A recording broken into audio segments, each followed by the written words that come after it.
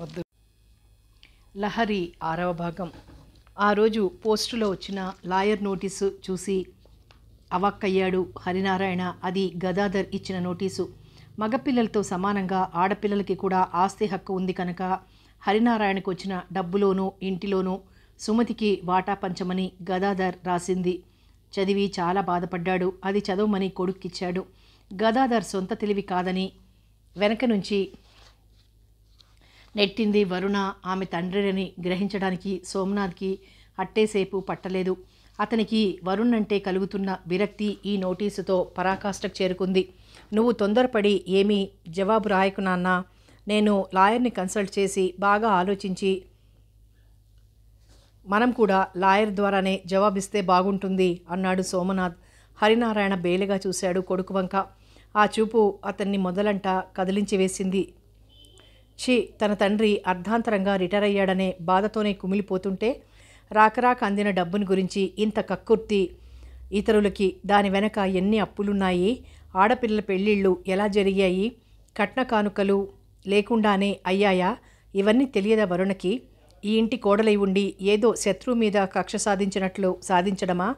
కష్టసుఖాలు సమంగా పంచుకోవాల్సింది, అత్తమామల సౌజన్యం గుర్తించి మెలగవలసింది పోయి భర్త మీద, భర్త కన్నవారి మీద ధ్వజం ఎత్తినందువల్ల వచ్చే లాభమేమిటి?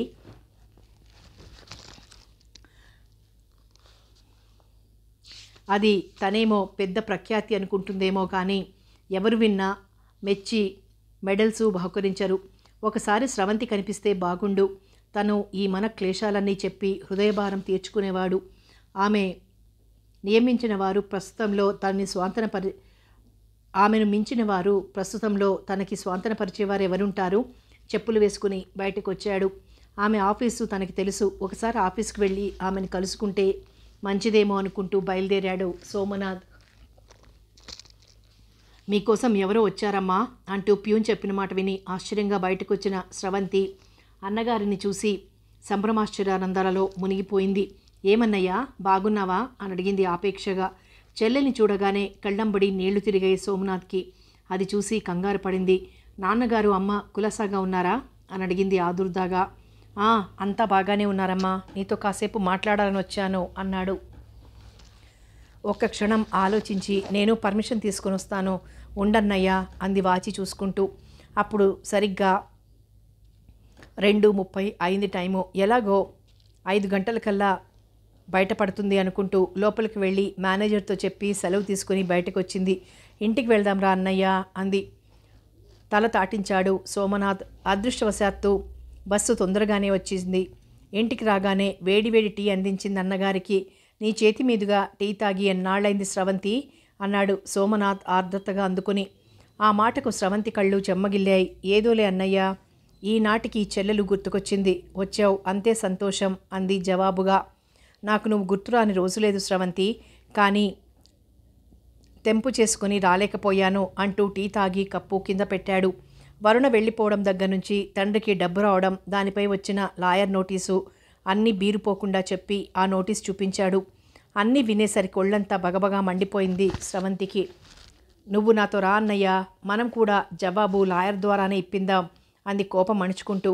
చెల్లెలి వాలకం చూసి వెంటనే లేచాడు సోమనాథ్. ఇంటికి తాళం పెట్టి తిన్నగా శివాజీ ఇంటికి తీసుకొచ్చింది స్రవంతి. అవినాష్ బాబు అప్పుడే లోపల నుంచి బయటకు వస్తూ స్రవంతిని చూసి మందహాసం చేశాడు. అతన్ని చూడగానే ముఖం ఆనందంతో వెలిగిపోయింది స్రవంతికి. మా అన్నయ్య సోమనాథ్ అంటూ పరిచయం చేసింది. ప్రతి నమస్కారాలయ్యాక శివాజీ హాల్లోకి దారి తీసింది. శివాజీరావు ఏవో కాగితాలు చూసుకుంటున్నవాడల్లా స్రవంతిని చూసి గబాల లేచి నిలబడ్డాడు. ఆమె వెనకే వస్తున్న అతన్ని చూసి పోలికలను బట్టి ఆమె అన్నగారని ఊహించాడు. కూర్చోండి అంటూ కుర్చీలు చూపించాడు శివాజీ. ఏం చేస్తున్నారు అని అడిగింది స్రవంతి. పెద్ద అర్జెంట్ పనేం లేదు అంటూ టీ తెమ్మని నౌకర్ని పురమాయించాడు. ఇప్పుడే తాగొచ్చాం అంది స్రవంతి. పర్వాలేదులేండి, ఈ కాసిని టీ నీళ్ళకి కడుపులో చోటుండకపోదు.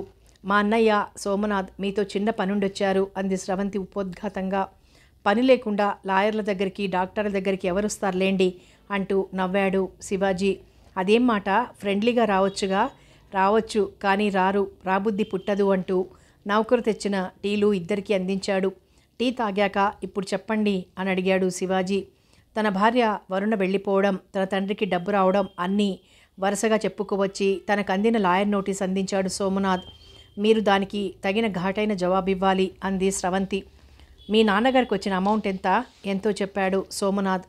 ఆ డబ్బులో వాటాలు కట్టాలి అంటే మీరు, మీ ముగ్గురు చెల్లెళ్ళు, మీ అమ్మగారు, మీ నాన్నగారు అంతా సమానులే అన్నాడు సాలోచనగా. అవును, నా వాటా మాత్రం నాకొద్దేమిటి, భలే వారే అంది స్రవంతి తమాషాగా చూస్తూ. ఆ మాటకు నవ్వుకున్నాడు శివాజీ. ఈ నోటీసు మీ చెల్లెలి భర్త ఇచ్చాడు. అది ఆమె అభిష్టం మేరకు పంపాడో, తనంతట తానుగా ఆమె తరపున అడిగాడో మీరు ఎంక్వైరీ చేశారా అని అడిగాడు శివాజీ కుతూహలంగా. లేదు, అడగలేదు. ఆ నోటీస్ అందగానే చదివి మీ నాన్నగారు నాకు ఇచ్చారు. నేను ఎటు పాలుపోక మా చెల్లెల దగ్గరికి వచ్చాను. ఆమె మీ దగ్గరకు తీసుకొచ్చింది అన్నాడు సోమనాథ్ రవంత అమాయకంగా. అబ్బే, మా చెల్లెలికి అసలు తెలిసి ఉంటుందని నేను అనుకోను అంది స్రవంతి అందుకుంటూ. మీరు రేపు ఇదే వేళకు రండి. ఈలోగా మీ చెల్లెల్ని కూడా కన్సల్ట్ చేసి అప్పుడు మనం దాన్ని బట్టి తిరుగు జవాబు తయారు చేద్దాం అన్నాడు శివాజీ. జవాబు అని శాంతంగా ఏదో మనం భయపడిపోతున్నట్లుగా ఇవ్వడానికి నేను ఒప్పుకోను లాయర్ గారు. మా అన్నయ్య కూడా ఆ ఇంటి అల్లుడే. వాళ్ళమ్మాయికి వచ్చే వాటా ఏదో పంచమని అడిగే హక్కు లేదంటారా అని అడిగింది తీక్షణంగా. ఆ మాట వినేసరికి పాత సంఘటన గుర్తొచ్చింది సోమనాథ్కి. ఆ రోజు తన చెల్లెలి చేత ఆమె అన్నకి స్కూటర్ కావాలని అడిగించింది వరుణ. అప్పుడు స్రవంతి ఫ్రిడ్జ్ కావాలని తన తరపున అడిగింది. అదే కొంత మనస్పర్ధలకి దారి తీసింది అనుకుంటూ లేచాడు సోమనాథ్. నువ్వు అనవసరంగా భయపడకన్నయ్యా, మెత్తని వాడివి, మెల్లగా చెప్పాలి, మొండివాడికి మొట్టి చెప్పాలని సామెత. నేను శివాజీరావు గారికి అప్పగించానుగా కేసు, నిశ్చింతగా ఉండు అంది స్రవంతి ధైర్యం చెబుతూ. భయమెందుకు స్రవంతి, నిండా మునిగిన వాడికి ఎప్పుడూ చలుండదు అంటూ చిరునవ్వు నవ్వాడు. ఆ మందహాసం వెనుక మండుతున్న అతడి గుండెని అర్థం చేసుకోగలిగిన స్రవంతి వరుణం తలుచుకొని అసహనంతో ఊగిపోయింది. ఇలాంటి బుద్ధులన్నీ వరుణమ్మ బుర్రలో తప్ప ఎవ్వరి తలలోనూ పుట్టుకురావు. ఆఖరికి గదాధర్ గంగిరెద్దయ్యాడన్నమాట అనుకుంది మంటగా. ఆ మర్నాడు తన స్కూల్కి సెలవు పెట్టాడు. ఉదయం చెల్లెలింటికి వెళ్ళాడు సోమనాథ్. గుమ్మంలోనే ఉంది సుమతి. అన్నగారిని చూసి గబగబా దగ్గరకొచ్చి, అన్నయ్య, నువ్వు మాత్రం ఆస్తి పంపకాలలో ఆ ఒక్క మాట గబాల్ని అనేసి అవతలికి వెళ్ళిపోయింది. వచ్చిన పని గుమ్మం శాంతం ఎక్కకుండానే అయిపోయింది. అతనికి ఇంకా లోపలికి వెళ్ళబుద్ధి కాలేదు. వెంటనే వెనక్కి తిరిగాడు. అతనలా ఆ ఇల్లు దాటి పక్క బిల్డింగ్ వరకు వెళ్ళిన సమయంలో ఏదో యథాలాపంగా వీధి గుమ్మం దగ్గరకు వచ్చిన వరుణకు వెళ్తున్న భర్త కనిపించేసరికి కోపంతో పాములా బుసకొట్టింది. గుమ్మం ముందు నుంచి పోతూ ఎలా ఉన్నావని అడగలేదు. లాయర్ నోటీస్కు భయపడి ఆస్తి పంచుతానని చెప్పిపోలేదు. అంత తలబిరుసా? ఏం చూసుకొని అసలు సందులోకి ఎందుకు వచ్చినట్లు? చెల్లెలతో మంత్రాలోచనలు అంతే అయ్యుంటుంది. అదెక్కడో లోపల పడి ఏడుస్తున్నట్లుంది. కనబడలేదని తోక జాడించి ఉంటాడు. ఏముంది, అంతా కుక్కబుద్దేగా అనుకుంది మనసులోనే 1000 శాపనార్థాలు పెట్టుకుంటూ. దాంతో ఇంకాస్త రాజుకుంది మంట. ఇవేమీ తెలియని సోమనాథ్ మెల్లగా నడుస్తున్నాడు ఆలోచిస్తూ. సుమతికి పంపిన లాయర్ నోటీసు తెలుసు. ఆమెకి డబ్బు ఇవ్వడం ఏమాత్రం ఇష్టం లేదని స్పష్టపడిపోయింది. ఏమిటో ఈ ఆడవాళ్ళు, అసలు తనకి మొదటి నుంచి ఆడవాళ్ళంటే హడలే. దానికి తగినట్టే తన జీవితంలోని ముఖ్యులైన ఆడవాళ్లు కూడా ప్రవర్తిస్తున్నారు. స్రవంతి ఒక రకం ధోరణి, సుమతిది మరో రకం ధోరణి, వరుణది అందరికంటే భిన్న ధోరణి. ఇంకా శివజ్యోతి భర్త మాత్రమే తక్కువ. రేపో మాపో అతను ఓ నోటీసు తగిలించగలడు అనుకుంటూ ఇల్లు చేరాడు. సోమనాథ్ ఏ ముహూర్తంలో శివజ్యోతి భర్తను గురించి అనుకున్నాడో సరిగ్గా అలాగే జరిగిపోయింది. దైవ వాక్కుల. శివజ్యోతి భర్త సుబ్రహ్మణ్యం నుంచి అందిన నోటీసు హరినారాయణని పూర్తిగా కుంగదీసింది. పెద్ద పిల్ల అలా అయింది. ఎలా ఉందో ఏమిటో ఎవరికీ తెలియదు. సుమతి భర్త మంచివాడు అనుకున్నందుకు అతను ఇలా చేశాడు. శివజ్యోతి భర్త ఎలాగో ఆశపోతోని మొదటి నుంచి తెలుసు. అతనికి డబ్బాస ఉన్నా లేకపోయినా ఆ ముసలి దానికి తగని యాస. ఎంత డబ్బు ఆమె కంటికి ఆనదు, కొడుక్కి ఎగదోసి ఉంటుంది. అసలు అందరికీ తనకి డబ్బు వచ్చిందని ఎలా తెలిసింది? అదే విడ్డూరం. ఇప్పుడు మనం ఎలా పంచాలరా ఈ డబ్బు అని అడిగాడు హరినారాయణ కొడుకుని. పంచుదాంలే నాన్న, నువ్వు తొందరపడకు. మన వైపు కూడా గట్టి లాయర్ని ఏర్పాటు చేసింది స్రవంతి అన్నాడు సోమనాథ్. బాగానే ఉంది. మనం అల్లుళ్ళని కోర్టుపాలు చేస్తామా అంది విశాలాక్షి బెరుగ్గా. మనం చేసేదేమిటి? వాళ్లే పోతుంటే. మరి అలాంటప్పుడు మనం కూడా ఎదురు నిలిచి తగిన జవాబు చెప్పాలి కానీ పిరికి వాళ్లలా మూల కూర్చుంటామా? అంత పౌరుషహీనంగా ఉన్నామా అని అడిగాడు సోమనాథ్ జీవితంలో తొలిసారిగా ధైర్యం చేసి. ఇక్కడ పౌరుషాలంటూ కూర్చుంటే ఎలారా? తగ్గవలసిన చోట తగ్గాలి. రేపు ఆడపిల్లలు కాపురం చెడి ఇంటికొస్తే నువ్వు చూస్తావా అని అడిగింది విశాలాక్ష్మి. ఆ మాటకు మాట్లాడలేదు సోమనాథ్. అవునరా, ఆ డబ్బేదో వాళ్ళ మొహాన పడేస్తే పోలా, ఇంకా నాకు వచ్చేది చచ్చేది ఏముంది, వాళ్ళు అడిగేది ఏముంది అన్నాడు హరినారాయణ. అంతా వాళ్ళకిచ్చి అప్పులు తీర్చడానికి ఇల్లు అమ్మేసి విడిగా ఓ గదిలో ఉందామా అని అడిగాడు సోమనాథ్. మేము ఎల్లకాలం బతుకుంటాంరా సోము, ఏదో ఈ విధంగా పరిష్కరించుకుంటే పోతుంది అంటూ వంత పాడింది విశాలాక్షి. మళ్ళీ మాట్లాడకుండా వచ్చేశాడు సోమనాథ్. వీడు స్రవంతి అంటున్నాడు, దాని దగ్గరకు వెళ్ళాడు కాబోలు. ఇవన్నీ దానికి చెబితే అది అసలే మండే కారం లాంటిది. అదే వీడికి చెప్పి ఉంటుంది కోర్టుకు వెళ్ళమని అంది సాలోచనగా విశాలాక్షి. మరే అని ఊరుకున్నాడు హరినారాయణ. స్రవంతి లాయర్ని మాట్లాడిందని చెప్పానుగా. వాడు కొడుకు పెద్ద కూతురు దగ్గరకు వెళ్ళి సలహా అడగడం, ఆమె లాయర్ దగ్గరికి తీసుకువెళ్ళడం సబబా కాదా అన్న ఆలోచనలో పడిపోయాడతను. భర్త ఏదో ఆలోచనలో ఉన్నాడని గమనించి, భగవంతుడా ఎన్ని కష్టాలు పెట్టావురా నాయన, ఏదో కొంపని అలా తేల్చుతావు అనుకుంటే చివరికి అన్ని విధాలా పాతాళానికి దింపెట్టున్నావు. నువ్వు వామనుడివై నిలిచి పాతాళానికి తొక్కితే ఆయన పుణ్యాత్ముడు కనుక ఏదో విధంగా నిలదొక్కున్నాడు. మేము సామాన్యమైన మానవ మాతృలం, మా మీద ప్రయోగించకు నీ లీలలు అనుకుంటూ కళ్ళు తుడుచుకుని అవతలకు వెళ్ళిపోయింది విశాలాక్షి. లేచినా లేవకపోయినా తన పని తనకు తప్పదు. కాస్త కాఫీ నీళ్లు ఇచ్చే దిక్కులేదు అనుకుంది నీరసంగా. వెదవది డబ్బు రానంతకాలం రాలేదన్న బెంగతో సరిపోయింది. వచ్చాక మనోవ్యాధి క్రింద పరిణమించింది. అంతా బాగానే ఉంది అనుకున్నాడు హరినారాయణ దీర్ఘ నిశ్వాసం విడుస్తూ. నేను ఇరాక్లో డాక్టర్గా ఉండాలనుకుంటున్నానోయ్. మొన్న మధ్య అడ్వర్టైజ్మెంట్ పడింది చూసావా అన్నాడు అవినాష్. ఏడ్చినట్టుంది తెలివి.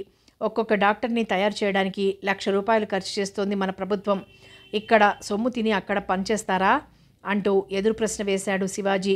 బాగానే ఉంది. అలా తయారు చేసిన డాక్టర్లను సరిగ్గా ఉపయోగించుకుంటుందా గవర్నమెంటు అని అడిగాడు అవినాష్. నీ వరస చూస్తుంటే అదృష్టం ఆంధ్ర ప్రజలకి ఎప్పుడు లిఖించి ఉందో అప్పుడే నీకు ఉద్యోగం వస్తుంది. అందాక వెయిట్ చేయాలి మరి అన్నాడు శివాజీ.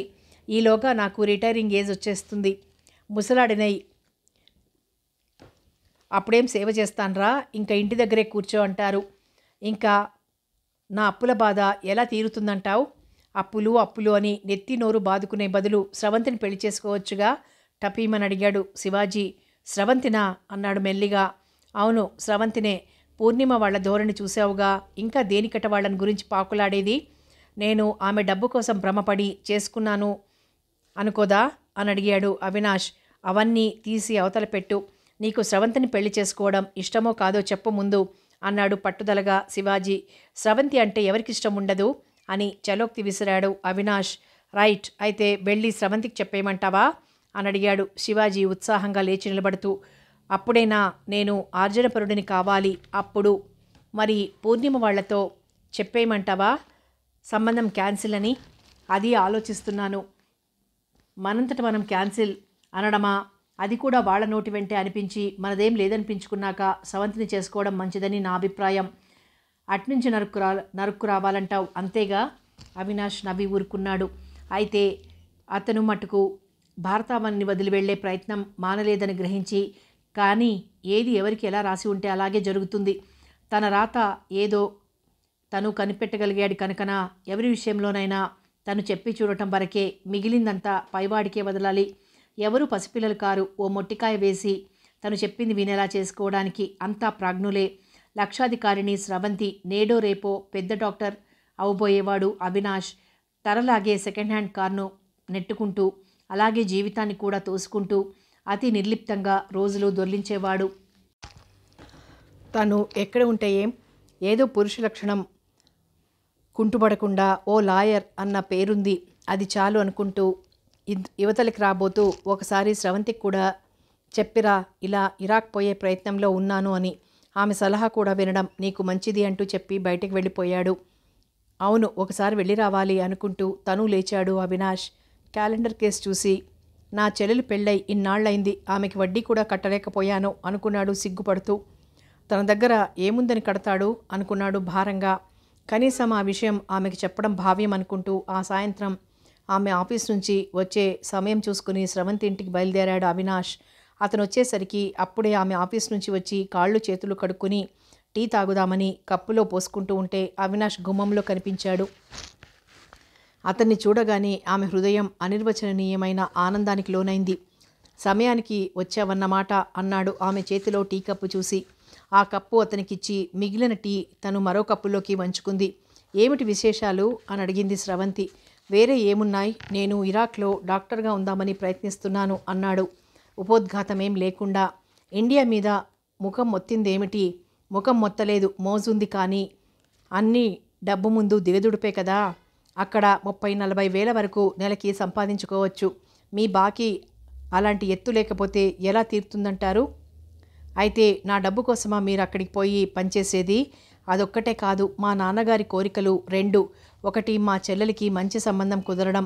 రెండవది, మా పెంకుటింటి స్థానంలో డాబా ఇల్లు వేసుకోవడం. దేవుడి దయ ప్లస్ మీ దయ వల్ల ఆయన మొదటి కోరిక నెరవేరింది. నా చెల్లెలు సుఖంగా ఉంది. ఆ రెండవ కోరిక కూడా నెరవేరిస్తే కొడుకుగా నా ధర్మం నేను నెరవేర్చినట్లే అంటూ ఆగి ఆమె ముఖం కేసి చూశాడు అవినాష్. మీరు మంచి ఇల్లు కట్టుకుని పైన మీ ఆసుపత్రి, కింద ఇల్లు ఏర్పాటు చేసుకుంటే బాగుంటుంది కదా. బాగానే ఉంటుంది. అంత ధనవంతుడిని కావాలంటే మరి విదేశాలకి పోక తప్పదు. స్రవంతి మాట్లాడలేదు. అసలు ఈ మధ్య స్రవంతికి ఎవరి మీద అయినా కోపం వస్తోంది. నాన్నగారికి వచ్చిన పాట్లు, అన్నగారు మారుతున్న ధోరణి అన్నీ ఆమెని చింతాక్రాంతం చేసి తన అభిష్టానికి వ్యతిరేకంగా ఎవరు మాట్లాడినా జర్రున కోపం వస్తోంది. అతి కష్టం మీద అది నిగ్రహించుకుంటోంది. తన దగ్గర ఉన్న డబ్బు అంతా ఇచ్చినా వరుణదాహం, శివజ్యోతి భర్త కరువు తీరిపోతుందని తను అనుకోవడం లేదు.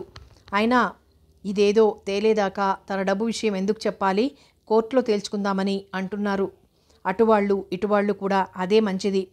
మనుషులకి అంతో ఇంతో కనువిప్పు కావాలంటే అలాంటి చోటే పరిష్కారం కావాలి అనుకుంది కసిగా. ఏముంది, ఏమిటి ఆలోచనలో పడిపోయారు? నన్ను వెళ్ళమన్న సంకేతమా అని అడిగాడు అవినాష్. వెళ్ళమనడానికైనా వద్దనడానికైనా నేనెవర్లేండి, మీరు స్వతంత్రులు.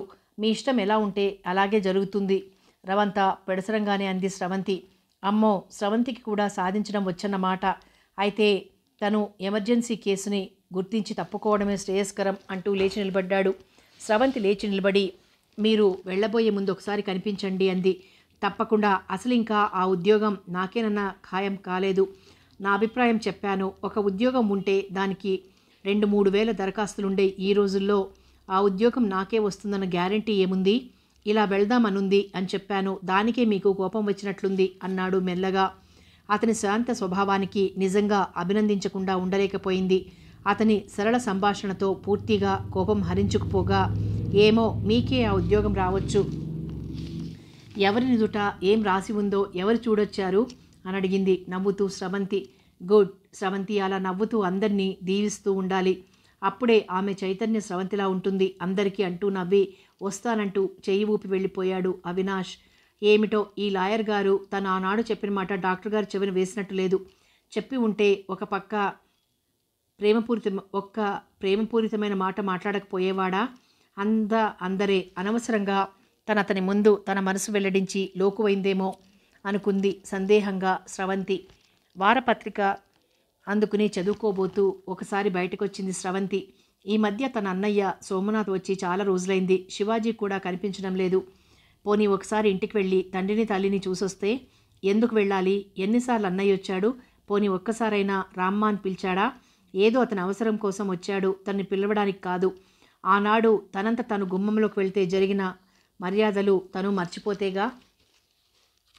ఎవరైనా సజావుగా మాట్లాడారేమిటి? సిగ్గులేక తను మళ్ళీ ఆ ఇంటికి వెళ్తుందా? పట్టుదల అన్నాక పట్టుదలే అనుకుంటూ మళ్ళీ మనసుని కఠినంగా చేసుకుంది స్రవంతి. కానీ శివాజీ తన అన్నగారి కేసు విషయంలో ఎంత శ్రద్ధ తీసుకుంటున్నాడో తన విషయంలో అతను అవినాష్ని ఏ విధంగా ఎప్పటికప్పుడు హెచ్చరిస్తున్నాడో స్రవంతికి తెలియదు. అంతేనా, సోమనాథ్ వెనకటి సోమనాథ్ కాదని, అతనిపై పరిస్థితుల ప్రభావం బాగా ప్రసరించి మనసును రాటు తేల్చాయని, మగవాడైనా ఇదివరకు చూపించే పిరికితనం ఇప్పుడు లేదని, ఆ స్థానంలో ఏదో చెప్పలేని తెగువ, అది మొండి ధైర్యం కావచ్చు, నిజంగానే ధైర్యం కావచ్చు, ఏదో ఏర్పడి చకచక తనే అన్ని నిర్ణయాలు తీసుకుంటున్నాడని, దానికి శివాజీ కొండంత అండాని ఆమె అంతా ఆకళింపు చేసుకుని ఉంటే ఆమెకు అతనంటే అపోహ కలిగేది కాదు. సోమనాథ్ వరుణుల వైవాహిక బంధం కోర్టులకి ఉభయులు వెళ్లడంతో బెడిసికొట్టినట్లే అయింది. ఇప్పటికీ గవర్నమెంటు కల్పించిన ఆస్తి హక్కు దృష్ట్యా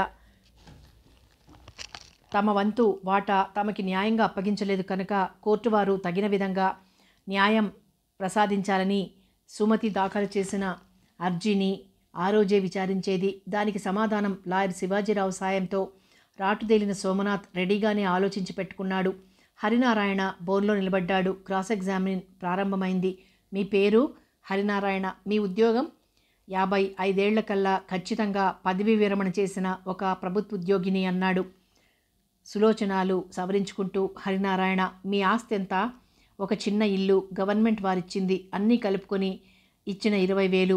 ఆ ఇద్దరు ఆడపిల్లల పెళ్లి కోసం చేసిన అప్పు 15,000 ఉంది. అది తీర్చకుండా ఎవరికీ ఏం పంచలేను. ముందే చెప్పాను, ఆడపిల్లలకి కట్నమిచ్చి పెళ్లి చేస్తూ వచ్చే సొమ్ము తీర్చవచ్చని ఆనాడు అనుకున్నాను. అందుకే ధైర్యంగా అప్పులు చేశాను. ఈ రోజున అది అలా ఉంచి ఈ 20,000 పంచిపెట్టండి అంటే నేనేం చేయగలను అని ఎదురు ప్రశ్న వేశాడు హరినారాయణ.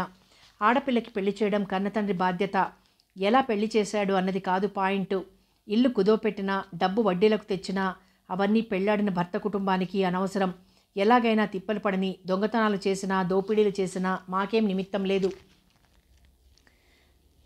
మాకు కావాల్సింది ఒప్పందం ప్రకారం యథావిధిగా పెళ్లి చేయడం. ఆస్తి వచ్చినప్పుడు చట్ట ప్రకారం ఆడపిల్లకి రావాల్సింది సమంగా ఇచ్చేయడం. అది 10,000 కానీ 5,000 కానీ ఎంతైనా కానీ తండ్రికి ఉన్నదే పంచాలి. ఇది గంగాధర్ వాదన. అప్పులన్నీ సోమనాథ్ పేరుతో ఉన్నాయి, హరినారాయణ పేరుతో ఉన్నాయా? హరినారాయణ పేరుతోనే ఉన్నాయి. అతను తీర్చగలుగుతాడో లేదో అన్న అనుమానం ఉన్న వాళ్ళ దగ్గర హామీగా సోమనాథ్ ఉన్నాడంటూ ఆ పత్రాలు దాఖలు చేశాడు శివాజీ. అవి పరిశీలించాక కేసు వాయిదా పడింది. మగపిల్లవాడిలా ఆడపిల్ల కూడా తండ్రి ఇంట పేరుతోనే ఉండి తండ్రి ఆస్తిని వృద్ధి చేసి తండ్రి దగ్గరనే ఉండేటైతే ఆమెకి కూడా పురుషుడితో పాటు ఆమెకి ఆస్తి ఇవ్వడం న్యాయమే. కానీ మరొక వ్యక్తిని భర్తగా స్వీకరించి అతని ఆస్తులకు హక్కుదారిని అయ్యి అతని వద్ద ఉంటూ అతని ఇంటి పేరుతో జీవించే స్త్రీలకి పురుషులతో సమంగా తండ్రి ఆస్తిలో హక్కులు కల్పించడం సమంజసంగా ఉండదు.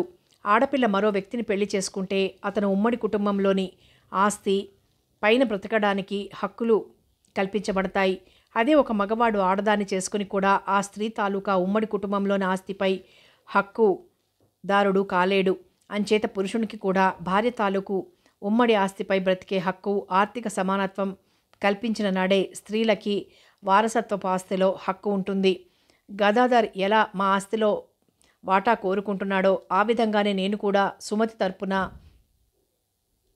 ఆస్తి కోరుతున్నాను అంటూ సోమనాథ్ దాఖలు చేసిన పిటిషన్కి తమలో తామే నవ్వుకున్నారు లాయర్లతో సహా. కానీ వరుణ మటుకు రోషంతో బుసలు కొట్టింది. ముష్టి తన అన్నకొచ్చేది 5,000 6,000, ఇతగాడికి సగం బాటా అంటే 40,000-50,000 పైమాటే. అదంతా జేబులో వేసుకుని ఆ చెల్లెళ్ళకి, ముఖ్యంగా పెద్ద చెల్లెలకి ఓ 30,000 పారేసి ఏ కలెక్టర్నో వీలైతే గవర్నర్నో కొందామనుకుంటున్నాడు. ఇటువంటి ఆటలు తను చస్తే సాగనివ్వదు. విన్నారుగా నాన్నగారు, మీ ఆస్తిలో వాటా కావాలట ఆయన గారికి అంది తండ్రితో. విన్నాను. ఆస్తి లేదు, పాస్తి లేదు. ఆ మాటకొస్తే నిన్ను పెంచుకున్నామని, కట్నం కానుకలతో పెళ్లి చేసి పంపానని, రూల్ ప్రకారం నా కొడుకుదే ఆస్తి అని నేను వాదించకపోను అన్నాడు మీసం మెలేస్తూ చలపతిరావు. తండ్రి మాటకి తల ఊపింది వరుణ. ఉన్న ఆస్తి అంతా మీ అప్పు మొగుడు తినేసేట్టున్నాడు. నీ వంతు వాటాను నువ్వు తెస్తేనే మళ్ళీ ఇంట్లో అడుగుపెట్టు, లేకపోతే వెళ్ళిపో అన్నాడు శివజ్యోతి భర్త సుబ్రహ్మణ్యం. ఆ మాటకి చాలా బాధపడింది శివజ్యోతి. మీరు నోటీస్ ఇచ్చారుగా, వాళ్ళకి డబ్బు ఇచ్చేప్పుడు మీకు ఇస్తారు, ఎందుకు తొందరపడతారు అని అడిగింది భర్తని. మీ బావ గట్టివాడు కనుక కోర్టుకు పోయాడు. నేను ఇంకా మంచివాడిని, ముందు వెనకల ఆలోచించేవాడిని కనుక ఒక్క నోటీసుతో సరిపెట్టాను అన్నాడు కాలరు సవరించుకుంటూ.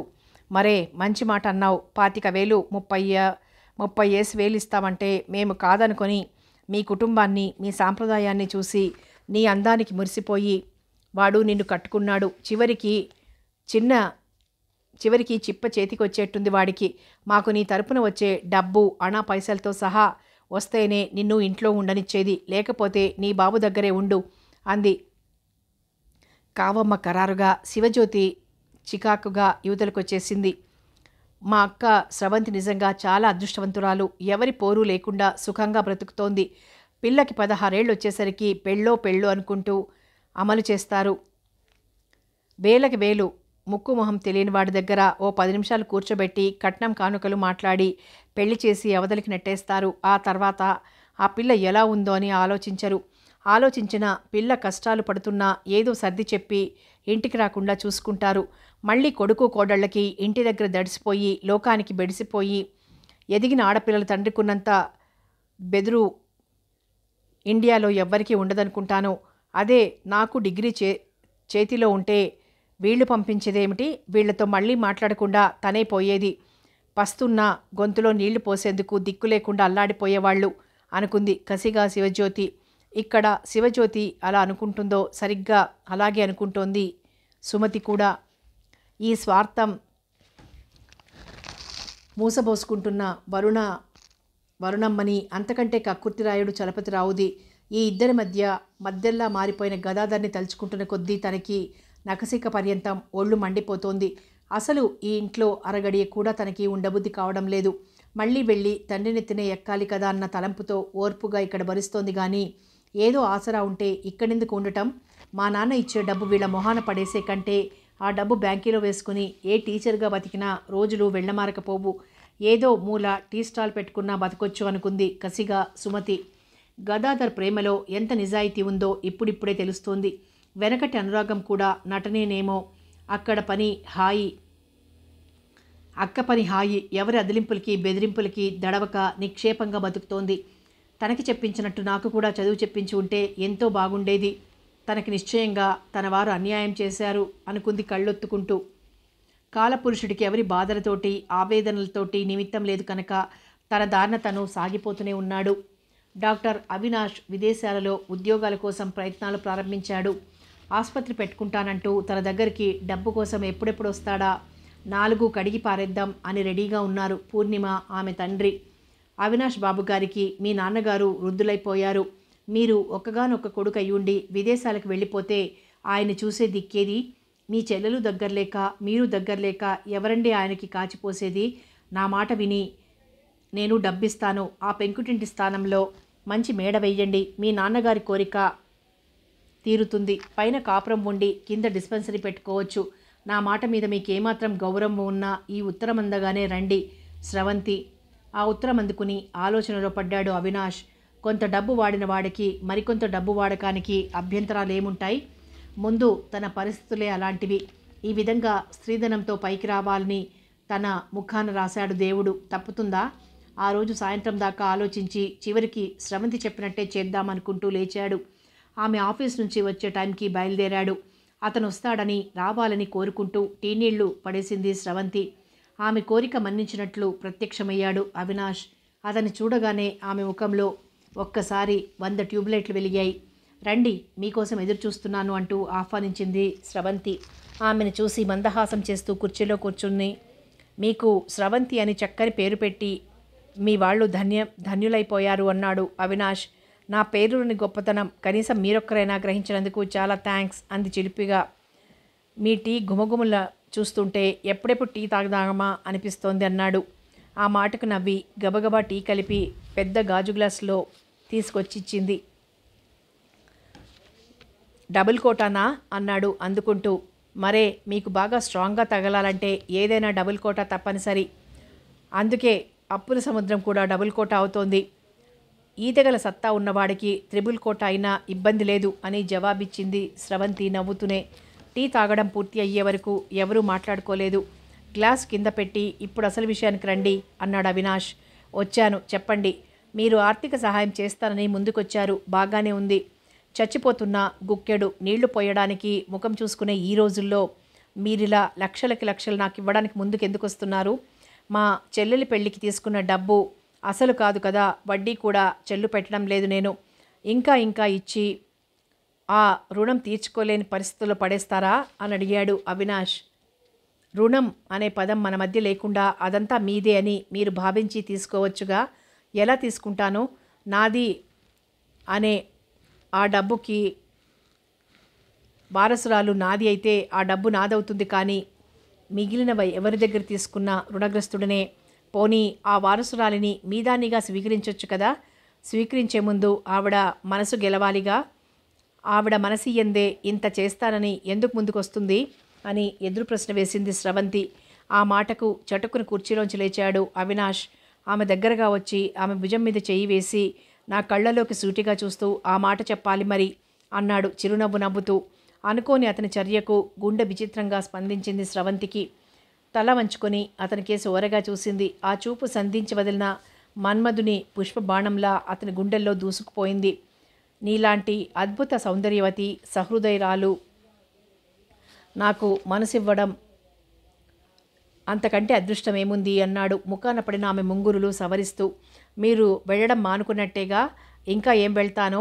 ముందరి కాళ్ళకి బంధం వేశావుగా అన్నాడు నవ్వుతూ. రేపొచ్చి చెక్కు తీసుకెళ్ళండి. సరిగ్గా అప్పుడే వచ్చాడు లాయర్ శివాజీ.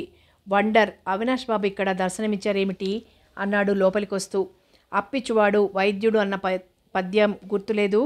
స్రవంతి గారు గొప్ప లక్షాధికారిని, ఆవిడ తప్ప మనకి అప్పు ఇవ్వగల పుణ్యాత్ములు ఈ వరల్డ్లోనే లేరు అన్నాడు చలోక్తిగా అవినాష్.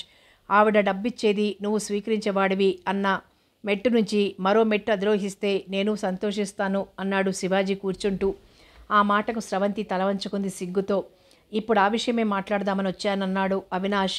శుభం అవినాష్, ముసుగులో గుద్దులాట ఎప్పుడూ మంచిది కాదు. తెగించి బయటపడి అటో ఇటో తేల్చుకోవడం మంచిది అన్నాడు సలహాగా. మొత్తం మీద లాయర్ బుద్ధి బొత్తిగా పోనిచ్చుకోకు అంటూ నవ్వి, మేమిద్దరం ఒకటి కావాలనుకుంటున్నాం. ఇల్లు కట్టుకోవడానికి స్రవంతి రేపు చెక్కిస్తుందట అన్నాడు అవినాష్. చెక్కు తీసుకోవడంతో పాటు మంచి ముహూర్తంలో మీరిద్దరూ పెళ్లి చేసుకోవడం ముఖ్యం. సింపుల్గానే చేసుకుందామని ఉంది, ఆర్భాటంగా చేసుకోవాలని లేదు అన్నాడు అవినాష్. ఎలా చేసుకున్నా పర్వాలేదు, మీ ఇద్దరి మధ్య ఆ అడ్డు తొలగితే చాలంటూ లేచాడు శివాజీ. ఉండండి, టీ తాగుదురు కానీ అంటూ లేచి టీ తెచ్చి అందించింది స్రవంతి. ఏమైనా అవినాష్, నువ్వు చెక్కు తీసుకుని బ్యాంకుకి ఇచ్చి సింపుల్ అంటున్నావు కనుక మంచి రోజు చూసి ఆ తాళిబొట్టు కట్టు. ఆ తర్వాత నూతన గృహప్రవేశం చేయి అన్నాడు శివాజీరావు. అవినాష్ తల పగ్గించి ఊరుకున్నాడు. ఆ తర్వాత ఇద్దరూ లేచారు. స్రవంతి మనసు ఆకాశంలో మేఘాల్లా తేలిపోతోంది. మళ్ళీ రేపు కలుస్తాను స్రవంతి అంటూ ఆమెతో చెప్పి శివాజీ బయటికి వెళ్ళిపోయాడు. నువ్వు డబ్బు కోసం స్రవంతిని చేసుకుంటున్నావా, లేక మనస్ఫూర్తిగా ఇష్టపడి చేసుకుంటున్నావా అని అడిగాడు శివాజీ. ఒకప్పుడు ఆమె అంటే మహా సౌందర్యవతి అన్న అభిమానం తప్ప వేరే ఏ భావం ఉండేది కాదు. రాను రాను ఆమెతో పరిచయం, స్నేహం పెరిగి ఆమె హృదయపు ఔన్నత్యం గమనించాక ఆమె పట్ల ఆకర్షితుడినయ్యాను. అయితే ఒక్క విషయం మటుకు స్పష్టం చేస్తున్నాను. చాలా కాలం నేను పూర్ణిమ సొత్తుగా భావించి ఈ అమ్మాయిని గురించి ఏనాడు ఆలోచించలేదు. కానీ వాళ్ళు రాను రాను నా పట్ల చూపించే నిరాదరణ, మాట తూలే ధోరణికి విరక్తి కలిగి వారి దగ్గర డబ్బు రూపంలో నేనేం స్వీకరించలేదు కనుక మనసు గాయపడిన పరిస్థితిలోనే స్రవంతి పట్ల ఆకర్షణ పెంచుకున్నాను. వాళ్లే కనుక అన్నమాట ప్రకారం నా చెల్లెలి పెళ్లికి సాయం చేసి నన్ను గౌరవించి మర్యాదగా ప్రవర్తించి ఉంటే ఈ కథ ఇలా మలుపు తిరగాల్సిన పనయ్యేది కాదు అన్నాడు అవినాష్. అందుకే నోయ్, ఏది మన చేతిలో లేదు. తానొకటి తలిస్తే దేవుడు మరొకటి తలుస్తాడు అంటారు. ఏది జరిగినా మన మేలుకి అనుకోవాలి అన్నాడు శివాజీరావు భుజం తడుతూ. అనుకుంటూనే ఉన్నానులే అన్నాడు అవినాష్ నవ్వుతూ. డాక్టర్ అవినాష్ తన నూతన గృహాన్ని ప్రారంభిస్తున్నాడన్న వార్త పెద్ద నాటుబాంబులా తగిలింది పూర్ణిమకు, పూర్ణిమ తండ్రికి. గట్టిగా 25 కిలోల బియ్యం ఒక్కసారి కొనుక్కోలేనివాడు కొత్తగా కొంపని కట్టుకోవడమా? పిల్లర్స్ లేచాయి, పైన ఇల్లు, కింద ఆసుపత్రి అట అంటూ మరో వార్త మోసుకొచ్చాడు మరొకడు. దాంతో బ్లడ్ ప్రెషర్ పెరిగిపోయింది రామారావుకి. ఎక్కడి నుంచి వచ్చింది ఇతనికి ఇంత డబ్బు? మెల్లగా ఎంక్వైరీ ప్రారంభించాడు. అతగాడు డబ్బున్న అందమైన పిల్లని పెళ్లి చేసుకున్నాడని, ఆ పిల్లే ఇల్లు కట్టిస్తోందని తెలిసింది బాబు అంటూ చెప్పాడు నౌకరు. దాంతో ఆ పూట లేవలేదు. ఇంకా తన దగ్గరకు దేహి అంటూ వస్తాడని, అలా రావాలని కోరుకుంటున్నందుకు ఆ మాట లేకుండా అతగాడు ఎవరినో పెళ్లి చేసుకుంటాడా? తన కూతురికేనా సంబంధం దొరకనిది? వీడి తాత లాంటి వాడిని తీసుకొచ్చి పెళ్లి చేస్తాను నా కూతురికి అంటూ చిందులు తొక్కాడు. తాతలు నాకెందుకు డాడీ, వాడిని తలదన్నే వాడిని తీసుకురావాలి గాని అంది పూర్ణిమ. స్రవంతి అవినాష్ల వివాహం అతి నిరాడంబరంగా జరిగిపోయింది. తన వారిని పిలవలేదు స్రవంతి. అవినాష్ తండ్రి శివాజీరావే పెళ్లి పెద్దలు. మనం ఇప్పుడు ఏ విధంగానూ డబ్బు ఖర్చు చేయొద్దు. మనం అనుకున్నట్టు ఇల్లంతా పూర్తి చేసుకుని ఆసుపత్రి ఓపెనింగ్ నాడు అందరినీ పిలిచి ఘనంగా పార్టీ ఇద్దాం. అసలే మా వాళ్ళంతా కోర్టుల్లో పడి అన్నీ పక్కలా బగ్గుబగ్గుమంటున్నారు. ఇలాంటి పరిస్థితుల్లో నేను పెళ్లి చేసుకున్నానని, ఇలా ఇల్లు కట్టిస్తున్నానని అన్నీ తెలిస్తే ఇంకా పెట్టే గొడవకి అర్థం పర్థం ఉండదు అని స్రవంతి వారించడంతో చివరికి పెళ్లి సింపుల్గానే జరిగిపోయింది. ఇల్లు చకచకా పూర్తి అవుతుంటే స్రవంతి హృదయం ఆనందంతో నాట్యం చేయసాగింది. ఆ రోజు వెళ్ళిన అన్న మళ్ళీ తిరిగి చూడనే లేదు. పోనీ వస్తాడేమో అని ఎంతో ఆశతో ఎదురుచూస్తున్నా అతను మాత్రం రాలేదు. శివాజీరావు ఎన్ని విధాలు అడిగినా కేసులు ఇంకా వాయిదాలు పడుతూనే ఉన్నాయని, ఇంకా తీర్పు రాలేదని సమాధానం చెబుతుంటే ఈ కేసులు ఇంతే, ఇవి తేలేవి కావు, పెట్టేవి కావు అనుకుంది భారంగా. స్రవంతిని అవినాష్ పెళ్లి చేసుకున్నాడని మటుకు ఊహించలేదు పూర్ణిమ. ఎవరో మరో గొప్పింటి పిల్ల అతని అందానికి ముగ్ధురాలై పెళ్లి చేసుకుందని మటుకే అనుకుంది. అసలు ఆనాటి పందెం స్రవంతి గుర్తుపెట్టుకున్నంత బాగా పూర్ణిమకు జ్ఞాపకం లేదు. ఏదో ఆవేశంలో అన్నదే గాని అది ఎలాగో జరగదని, ఈ పాటికి ఏ స్కూల్ మాస్టర్నో ఏ గుమాస్తానో పెళ్లి చేసుకుని స్రవంతి వెళ్ళిపోయి ఉంటుందనే ఆమె భావన. 2 లక్షలకి మరో అమెరికా అల్లుడిని కుదుర్చుకున్నాడు రామారావు. అసలే కష్టం మీద నడుస్తున్న అతని పని ఈ కట్నం దెబ్బతో మరింత దిగజారిపోయింది.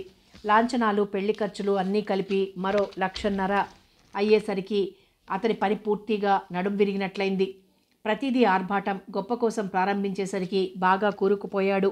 అయినా ఏదో సాధించాలన్న తృప్తి, ఆ తృప్తి ఖరీదు 3.5 లక్షలు. ఆ తృప్తి తాత్కాలికమే. అప్పులు చేసి వైభవంగా పెళ్లి చేసిన అతను ఆ అప్పు తీర్చుకోకుండానే అతనికి పట్టుకున్న రోగం తిరగబెట్టింది. ఎవరి కష్టాలైనా, ఎవరి వెదలైనా చివరికి కంచికి చేరుకునే కథలే అనుకుంటే సోమనాథ్ జీవితానికే భగవంతుడు ముగింపు పలికాడు. ఈ కేసు ఇంతట్లో తేలేలా లేదు. మర్యాదగా నీకు రావాల్సిందేదో తీసుకున్నాకనే మా ఇంట్లో అడుగుపెట్టంటూ మామగారిచ్చిన తాకీదుకు మండిపోయింది సుమతి భర్త. ఏమంటాడో అని కూడా ఎదురు చూడకుండానే తన బట్టలు సర్దుకొని పుట్టింటికి వచ్చేయడంతో అందరికీ కరెంట్ షాక్ తగిలినట్లయింది. ఎందుకు వచ్చిన గొడవ నాన్న, అదేదో సర్దేసి రారాదా అన్నాడు సోమనాథ్. ఎలారా, మొన్న అప్పుల వాళ్ళు వచ్చి గొడవ చేస్తే సగం వాడేశాను కదా అన్నాడు బేలగా చూస్తూ తండ్రి. ఇంతలో రివ్వున వచ్చింది సుమతి. అన్నయ్య, నువ్వు ఆయన గారికి పైసా ఇచ్చినా నేను వెంటనే ఉరిపోసుకుని చేస్తాను. ఆడపిల్ల నా ఇంట్లో ఉంది అనుకుని బాధపడకు. నేను ఒక ప్రైవేట్ స్కూల్లో టీచర్గా చేరడానికి అన్ని ప్రయత్నాలు చేసుకునే వచ్చాను.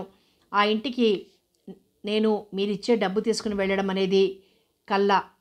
వదిన బుద్ధి తెచ్చుకుని ఇంటి కోడలుగా తన స్థానం, తన బాధ్యత గుర్తించి వచ్చి నన్ను క్షమార్పణ కోరుకుంటేనే నా కాపురం చెక్కబడేది. నేను ఆ ఇంటికి వెళ్ళేది కూడా. అందాక ఆ గుమ్మం తొక్కే పని లేదు. నాకు ఇవ్వదలుచుకున్న డబ్బేదన్నా ఉంటే అది నా పేరు మీద బ్యాంకులో పడి అసలు అప్పులు తీర్చి పారేస్తే ఏ గొడవ ఉండేది కాదా నాడు. పెద్ద సత్యసంధుడిలా ఆ రోజు మా ఇంటికి వచ్చి వాళ్ళందరికీ చెప్పి కొరివితో తలగొక్కున్నావు.